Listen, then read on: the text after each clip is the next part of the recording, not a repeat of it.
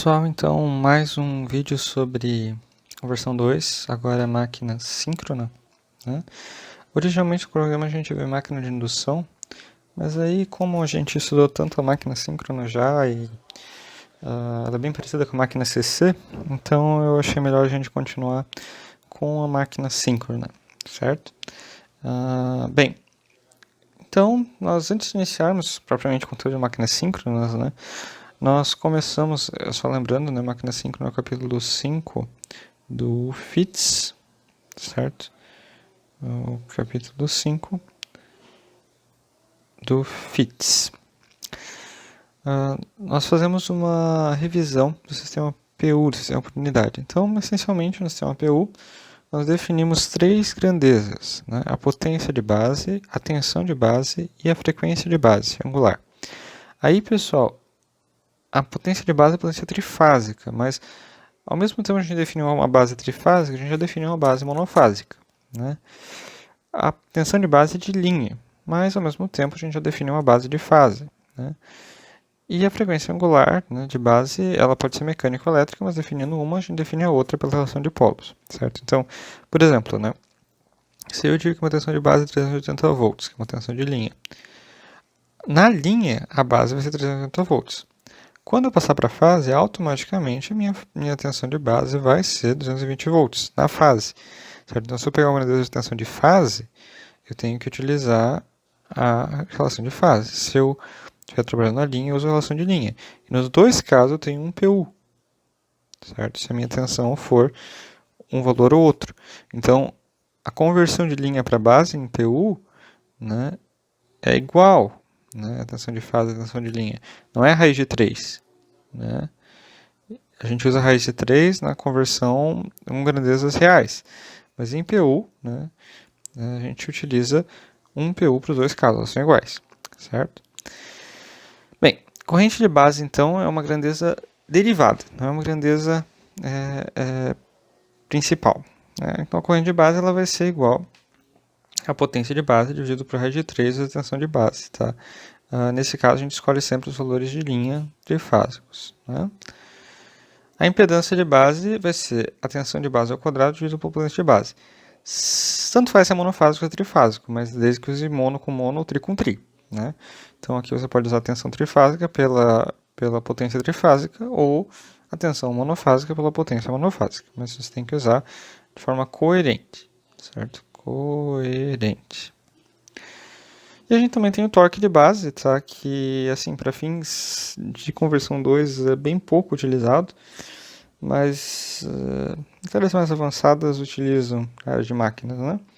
Seria a potência de base pela rotação de base mecânica, tá? Pela rotação de base mecânica daí. E aí tem que ser a potência mecânica também equivalente de base. Beleza? Então seria isso PU, né? Eu não vou dar um exemplo. Vamos direto, né, para a máquina síncrona. No exemplo da máquina síncrona, a gente vai aplicar em PU, certo? Então, o modelo, né, da máquina síncrona ele tem um modelo equivalente, tá?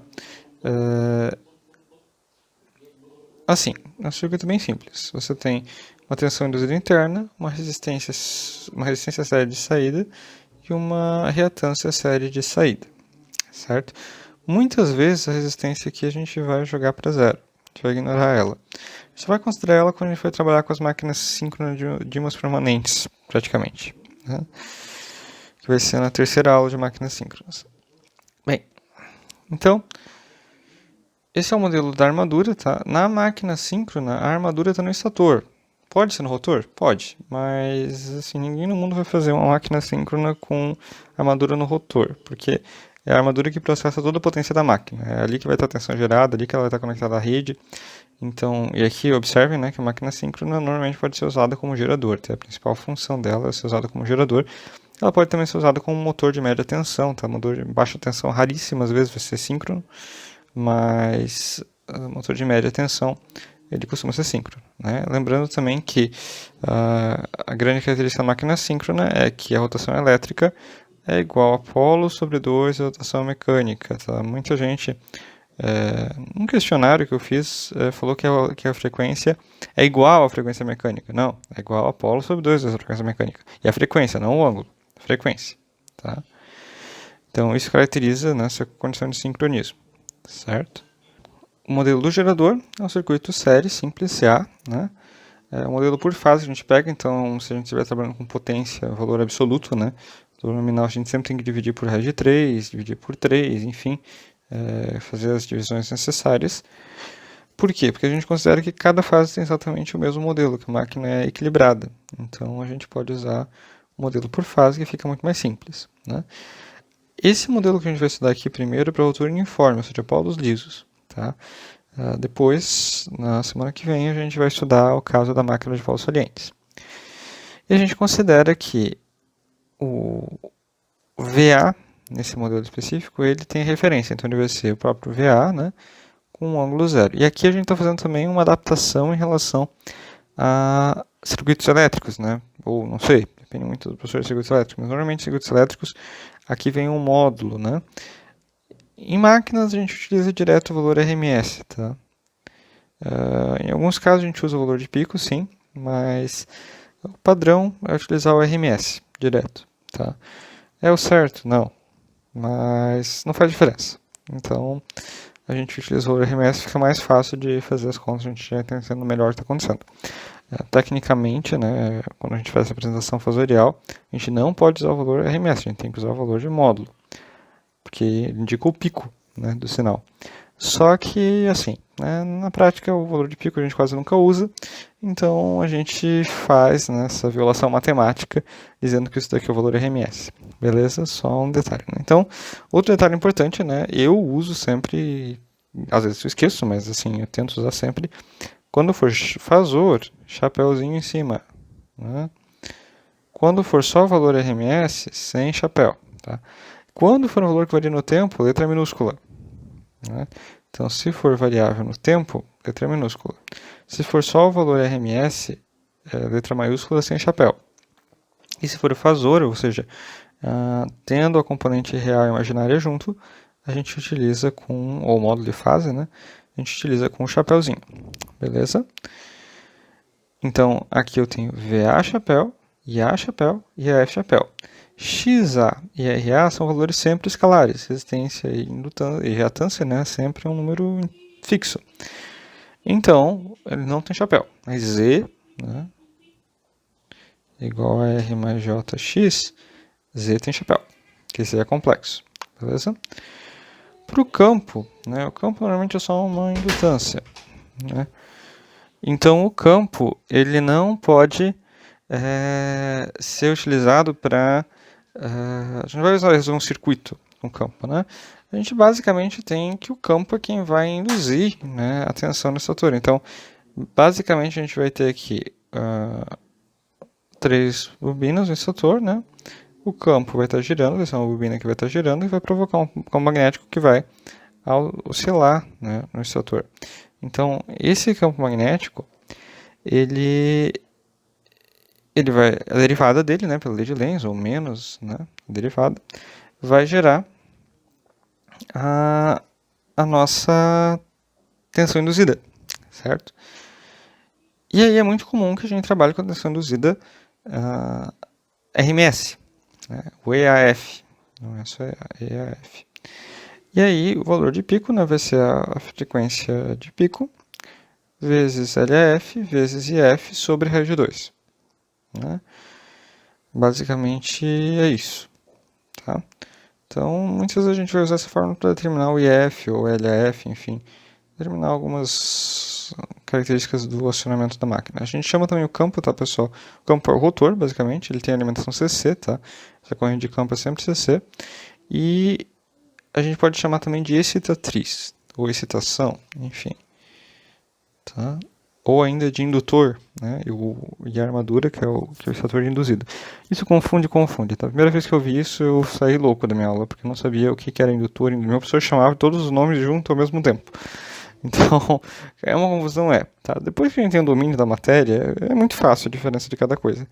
Mas eu sei que vocês estão começando, isso é meio complicado, mas assim, né, eu vou fazer igual meu professor e usar indiscriminadamente, porque, né, fazer o quê? Então me perdoem se eu for muito confuso nessa chamar de vários nomes, que a mesma coisa tem vários nomes diferentes, tá? É assim, máquinas é assim. Bem, algumas características mecânicas então, né? Como eu falei, rotação mecânica. Opa, aqui tá trocado. Tem um erro lá no negocinho que eu mandei para vocês, tá? Ômega E é igual a Paulo sobre 2 vezes ômega M. Rotação elétrica é igual a Paulo sobre 2 vezes rotação mecânica. E o torque, né, aquela fórmula que a gente já deduziu, né, nas aulas anteriores, pode ser dado por isso. E também, né, o torque pode ser dado por potência mecânica dividido pela rotação mecânica, né? É muito comum aqui usar potência elétrica ou usar, enfim, confusões usando essa fórmula é incrível, tá? E lembrar que a máquina é trifásica, né? Então, se o RA for zero, as perdas são zero, né? Então, a potência trifásica vai ser igual à potência mecânica ativa. Não tem perdas aqui, tá? Potência trifásica entrada da máquina. Então, a gente tem que é trifásica, 3 vezes a potência de fase. A gente usa o modelo de fase e o pessoal calcula errado, tá? Isso é muito comum, tá? Eu já vi, até tem uma parte da matéria que eu vou pular na aula de hoje, eu vou passar na aula da terceira aula, mas, assim, o pessoal sempre calculava, né, os parâmetros da máquina para mim, aí você precisa da potência para calcular esses parâmetros. E via resistência negativa, né? Resistência negativa, reatância negativa, e ninguém explicava por quê. E os alunos não sabiam por quê, mas era porque eles estavam usando a potência, né, mecânica como se fosse a potência de fase, quando na verdade é a potência de fase, 3 vezes a potência de fase, né? Então, assim, isso é um erro bem comum, tá? Infelizmente, esse semestre vocês não vão ter essa atividade, né? Por mais que, mesmo que a gente tivesse aulas de laboratório, não teria aulas de laboratório da máquina síncrona, teria só da máquina CC, da máquina de indução, né? Considerando que acabe logo esse problema e que ainda volte esse semestre, né? Bem, diagrama fusorial. Uma outra coisa que é muito usada para estudar e modelar máquinas síncronas. Às vezes a máquina, muitos autores só usam o próprio diagrama, nem fazem modelo de circuito nenhum, tá? Para máquina de polos lisos, a gente não vai usar tanto o diagrama fusorial, a gente vai usar mais para máquina de polos salientes, tá? Na semana que vem. Mas tem alguns detalhes importantes. Primeiro, né, o ângulo entre o EAF e o VA é o ângulo delta. Olha só esse ângulo delta aqui de novo, mesmo ângulo delta do torque. Esse ângulo delta ele é sempre maior que zero, se for um gerador, e é sempre menor que zero se for um motor.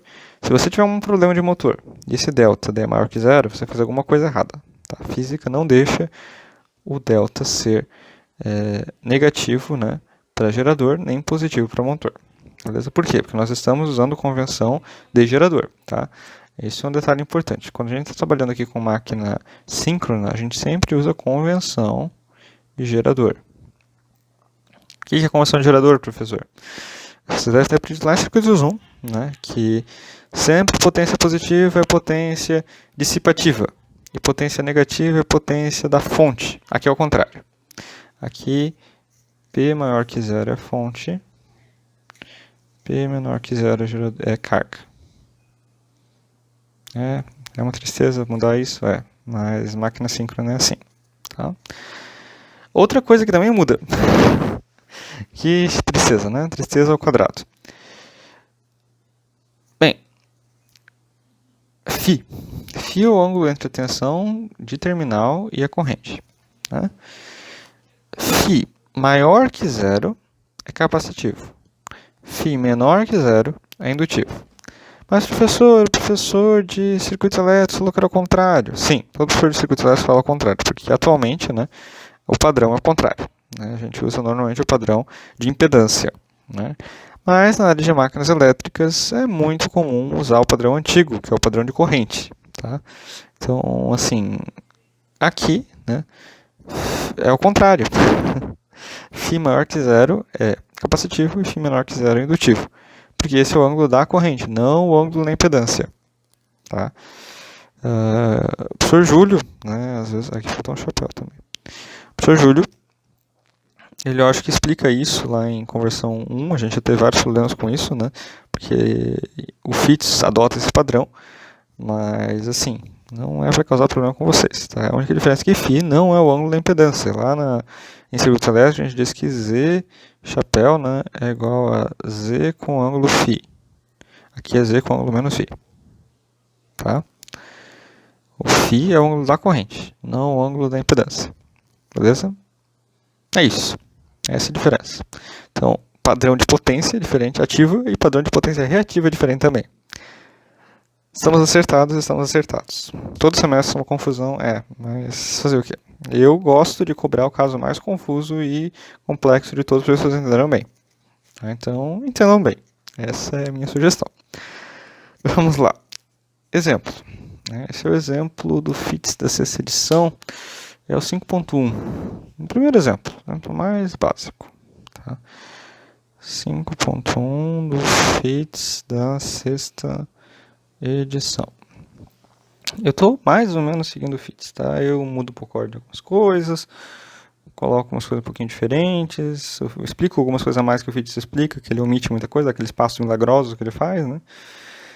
Mas estou seguindo o FITS da sexta edição, da sétima é bem parecido, a sétima tem conteúdo a mais em máquina síncrona, eu vou passar esse conteúdo a mais, pelo menos uma parte desse conteúdo a mais, tá? Ficou bem melhor tá na sétima edição do que na sexta. A sétima edição tá bem mais didática que a sexta, mas eu só tenho a sexta edição, não tenho a sétima, então eu sigo a sexta, né? Mas o BIM também, assim, o conteúdo do BIM em máquina síncrona eu acho meio fraco, tá? Sendo bem sincero. Mas o diagrama fusorial dele está muito bem. Tá? A parte do diagrama fusorial dele está muito bem colocada. Tá? O FITS em máquina síncrona é consideravelmente superior ao BIM. Tá? Normalmente o BIM tem uma matemática mais pesada e exemplos mais pesados do que o do FITS. Mas em máquina síncrona, particularmente, o FITS é completamente superior ao BIM. Tá? Ele realmente tem exemplos melhores. O FITS tem muito mais experiência com gerador, né? A especialidade do FITS era a máquina síncrona, enquanto o BIM tem especialidade em máquina de indução. A máquina de indução no BIM é muito melhor que no FITS. Mas é por causa da especialidade de cada autor também. O BIM é muito mais familiarizado com a máquina de indução do que com a máquina síncrona, enquanto o FITS é muito mais familiarizado com a máquina síncrona. Tanto que realmente o FITS está muito melhor nesse ponto, né? Bem, então,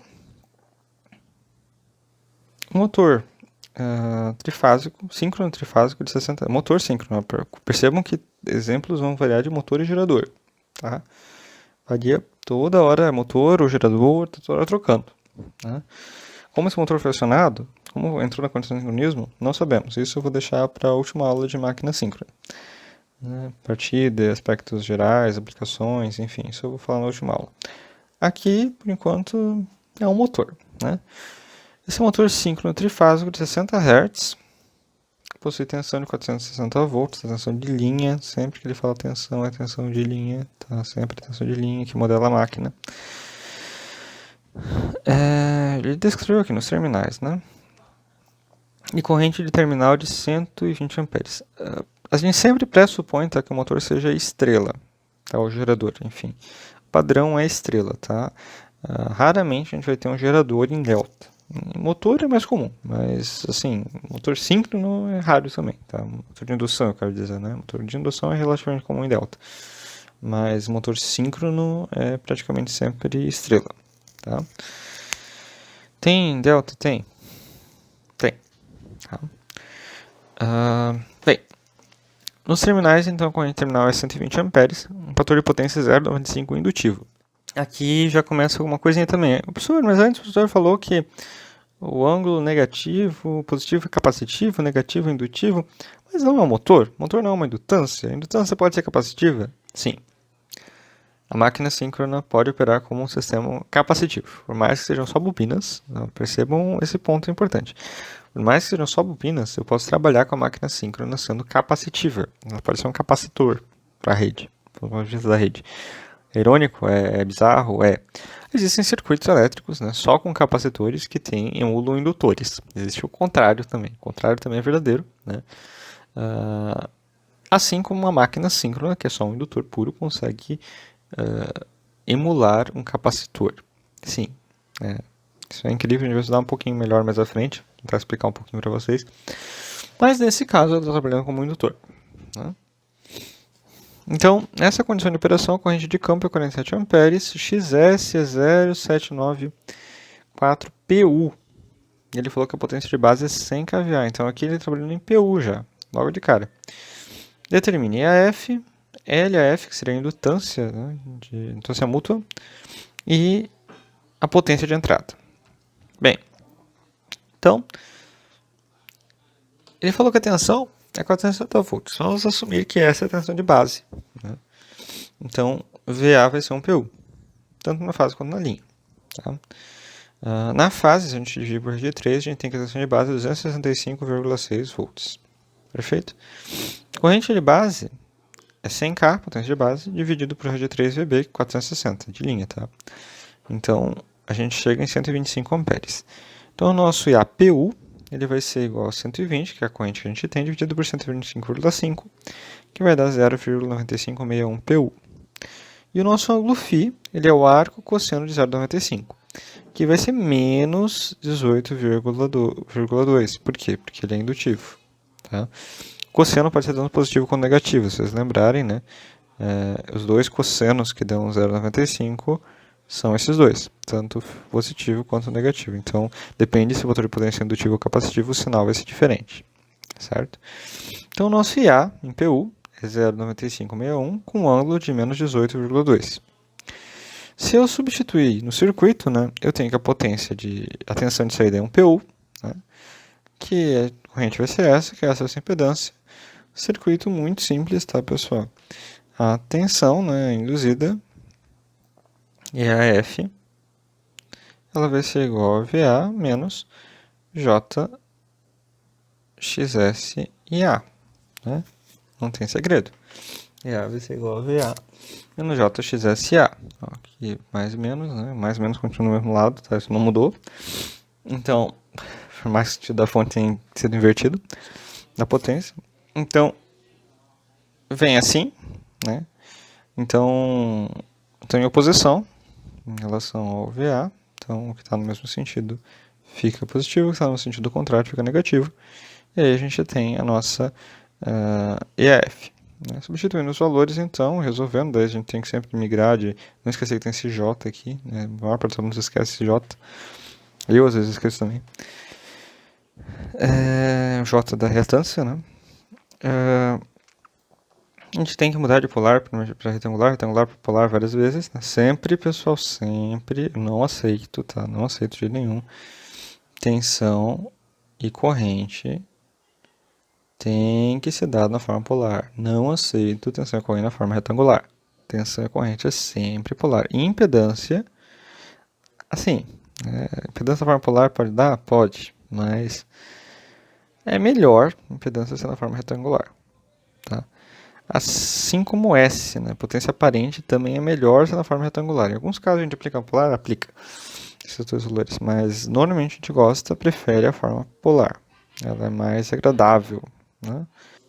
E a F, né, vai ser 1,0498 com ângulo de menos 43,4 PU. Se a gente multiplicar pela tensão de base de fase, nesse caso, tá? Vai ter que a F vai ser igual a 268,8 volts. Bem, EAF é igual a ômega E LF sobre raiz de 2. Né? A gente pode isolar aqui para ter o LF, certo? Lembrar que 60 Hz, né?